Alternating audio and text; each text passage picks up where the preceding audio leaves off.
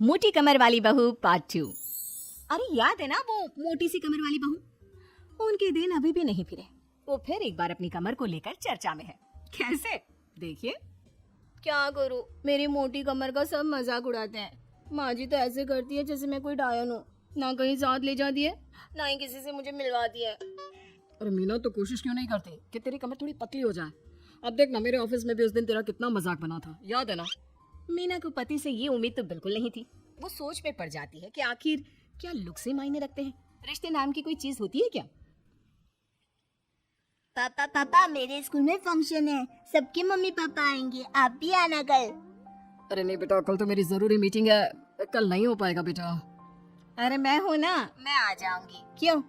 नहीं नहीं माँ, तुम रहने दो, तुम्हारे लिए तो दो दो चेयर लगाने पड़ जाते हैं और ऊपर से सब तुम्हारा मजाक बनाते हैं। ना बाबा ना, मेरे स्कूल में तो आना ही मत। मीना का दिल तो ये सोचकर और छोटा हो जाता है। वो किचन में जाती है और खाना बनाने लग जाती है। खाना बनाते बनाते उसे मुन्ने की जोर से रोने की आवाज आती है।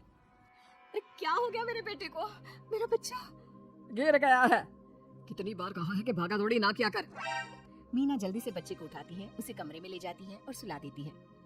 माँ, कल मैं गिर गया था तो किसी ने मुझे नहीं उठाया, सब मुझे डांट रहे थे, लेकिन तुमने मुझे उठाकर यहाँ बेड पर लिटाया। और रात भर तेरी कमर में मालिश भी करती रही।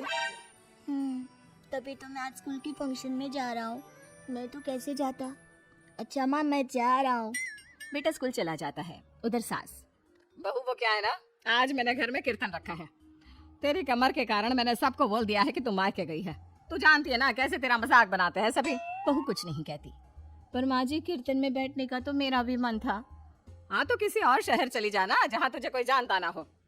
वहीं किसी मंदिर में बैठ कर ले लेना हरि का नाम अच्छा जा, जल्दी से काम पर लग जा। मीना को सास की बात पर रोना आता है, लेकिन देखिए किया भी क्या जा सकता है। हमारे यहाँ तो ये रिवाज है ना, जिसका चेहरा अच्छा वो राजा, नहीं तो सब रंग। घर में औरतें आने लगती है, सब एक एक कर कीर्तन में बैठ जाती है। अरे मुन्ना, जा तो, किचन में मैंने प्रसाद बना कर रखा है, ले आ। अरे क्या क्या कर लेती हो बहन जी, एक तुम्हारी बहू है बस कमर का कमरा बनाए बैठी है, ये नहीं कि ससुराल में रहकर काम काज निपटाए, जब देखो तब मायके की हवा खाने पहुंची रहती है। तभी दूसरी कहती है, मैंने तो घर में मना कर दिया था कि कोई खाना नहीं खाना, बहन जी के घर कीर्तन है, मैं सबका खाना लेकर आऊंगी, लेकिन यहाँ तो लग रहा है कि प्रसाद के भी लाने पड़े हैं।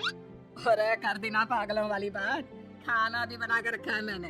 अरे कमला, जा जाकर कीर्तन के बाद जो मैंने खाना बनाया है ना, सबको लगा देना अरे बहू से ज्यादा तो आपके साथ ये कमला ही रहती है।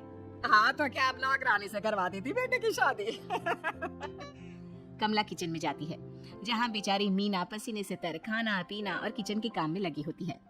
कैसी हो भाभी, ऐसी सास के साथ कैसे गुजारा कर रही हो? पता है बाहर कह रही है कि सारा खाना और प्रसाद उन्होंने बनाए हैं। अरे कोई बात नहीं ना कमला, वो क्या है ना, मेरी कमर मोटी है, इसलिए वो मुझे किसी के सामने नहीं ले जा सकती है। अरे तो मैं कौन सी सुस्मिता सेन हूँ, लेकिन देखो मेरी सास मुझे कितने गर्व से मिलाती है सभी से। देखो मीना भाभी, आपको सबने ये बता रखा है कि आप अच्छी नहीं हो, सुंदर नहीं हो, लेकिन बात ये कि आपका चेहरा इतना प्यारा है कि क्या कहूँ। पता है भाभी, आपके चेहरे के नूर से तो सारा मोहल्ला रोशन है। मीना को बहुत दिनों के बाद किसी के प्यार के दो बोल सुनने मिले थे। वो खुश हो जाती है और कमला से दिल से बात करने लगती है। पता है कमला, जब मैं कॉलेज में थी ना, तो एक बार मेरी तस्वीर अखबार में छपी थी। मैं फूलों की प्रदर्शनी देखने गई थी, तो वहाँ किसी ने फूल के साथ मेरी फोटो खींची थी और लिखा था फूल से भी सुंदर। लेकिन अब अभी भाभी आप ऐसी हो, फूल से भी सुंदर। अरे कमर मोटी है तो क्या हो गया, क्या सब में सारी खूबियां होती है? अपनी सास को ही देख लो, ऐसा लगता है जैसे चूल्हे में कोयला जल गया हो। भैया भी माना पतली हैं, लेकिन है तो माँ की तरह काले ही ना। वो तो भला हो भगवान का कि मुन्ना आप पर गया है, गोरा और सुंदर। मीना को कमला की बात समझ में आ रही थी। पहली बार किसी ने उससे अच्छी सी बात की थी तो उसे रोना आ जाता है। भाभी एक काम करो ना, कुछ दिनों के लिए मायके होकर आओ। यहाँ तो ना भैया को आपकी कदर है ना ही सास को, और बेटा भी आपको इन लोगों के कहने पर दूर रखता है। मीना को कमला की बात ठीक लगती है। सारा कीर्तन निपट जाता है। उसके बाद, अरे बहन जी मान गए, इतना सारा खाना और प्रसाद बनाने के बाद भी आपको देख के लगता नहीं कि आप एक बूंद भी थकी हो, बिल्कुल फ्रेश बस बहन जी, मैं तो हूँ ही कुछ ऐसी ही। सभी चले जाते हैं। तब जाकर मीना किचन से बाहर आती है। अरे कहाँ जा रही है? थक गई हूँ मैं, चाय लेकर आ जा। माँ जी चक्कर आ रहा है, सर दुख रहा है, कब से किचन में बंद थी, गर्मी में पसीना भी बहुत आ रहा था, जरा कमरे तक जाकर पसीना सुखा लूं। अरे तो होती ना कम से कम घर की मालकिन, बिठा देती मैं सबके सामने। अब क्या आपने बेइज्जती कराती? बस माँ जी मैं तंग आ गई हूँ, मैं अपने मायके जा रही हूँ। जब मेरा होना आप लोगों को इतना अखरता है तो मैं क्यों यहाँ रहूँ? क्यों ना मैं माँ के पास जाकर आराम ही करूँ।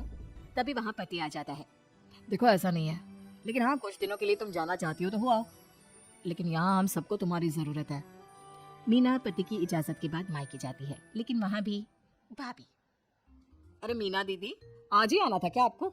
आज तो मेरे मायके वाले आ रहे हैं। दीदी आपकी कमर का मजाक फिर बनाएंगे वो लोग। अरे मीना एक फोन तो कर देती आने से पहले। अरे मीना क्या हाल बना रखा है शरीर का, कितनी प्यारी बच्ची थी हमारी, क्या हाल कर लिया। मीना को दुख होता है, वो घर के अंदर जाती है जहाँ। दीदी आप तो दलिया लेंगी ना? सबके लिए वैसे आलू के पराठे बने हैं, मैं जानती हूँ आपकी फेवरेट है आलू के पराठे, लेकिन अब आपका शरीर ऐसा है कि आप तो दलिया ही खाओ। मीना को समझ में नहीं आ रहा था कि ये क्या हो रहा है। हर कोई जो अपना है वो क्यों उससे ऐसा व्यवहार कर रहा है। मीना दुखी होकर पास में रहने वाली अपनी सहेली के घर जाती है। सहेली का पति बोल पड़ता है, अरे ये कौन है? कौन है ये? मुझे इसी की तो तलाश थी। मीना उसके पति के इस तरह के रिएक्शन से परेशान होकर वापस जा रही होती है कि अरे मीना, बिना मिले ही जा रही हो? ये तुम्हारे पति है ना, ऐसे कैसे चिल्ला रहे हैं मुझे देखकर? पता नहीं क्यों जी, मेरी सहेली को देखकर क्यों चिल्ला रहे हो? अरे रीना, मेरी फिल्म की हीरोइन मिल गई। यही तो है वो लड़की, प्यारी सी सुंदर सी मोटी कमर वाली। अरे हाँ, मीना तो बिल्कुल उस लड़की जैसी है जो आपकी फिल्म की कहानी है।